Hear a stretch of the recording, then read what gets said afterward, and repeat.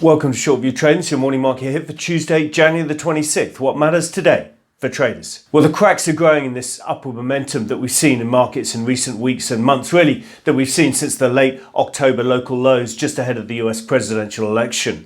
So the cracks are growing, the signs are building that maybe we're about to see some give back, maybe we're about to see these markets hit a brick wall. And indeed, that's the theme of today's Daily Rag, where we outline that theme and with that we'll update all our key market timing models and our 1 to 2 week view on equity index futures on how to play this equity market. That's all in the Daily Rag today, available to subscribers on the website. And what I wanted to do today was give you a bit of a flavour of that theme, of those cracks that are emerging and the signs that are growing that make us cautious about these markets overcoming trading days and weeks. And yes, of course, there's still plenty of bullish momentum in parts of global financial markets. You can still find it. That's typical of the march towards a local high.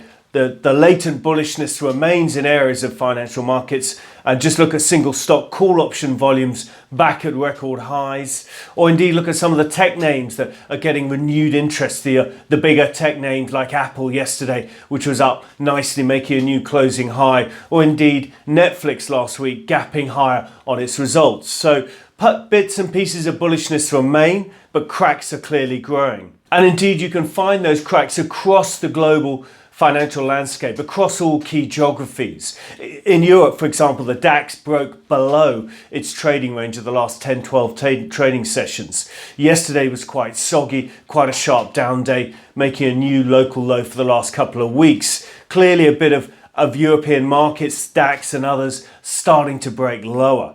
Now, yes, there's a bit of Italian politics adding to the mix there, making a little bit of localized risk rise, but that's one sign that cracks are starting to emerge. As you can see on the chart in front of you now, that's a sign of the support for this upward momentum being slowly kicked away as the single stock breadth has deteriorated in recent trading sessions. But then over and above that also, I'd say look at US 10-year bond yields, also rolling over in recent trading sessions. The yields hitting a high early on in January, trading sideways for a bunch of sessions, and now making a new lower yield low overnight and yesterday. And of course, the new lower yield is telling us a bid for safe haven assets in the government bond market. And then over and above that, just look over in Asia. Overnight Asian price action very poor. Some of the key leadership indices, Hong Kong, the Korean Kospi, both sharply down overnight, suggesting maybe a break in their upward momentum. So in the light of the question we were considering yesterday,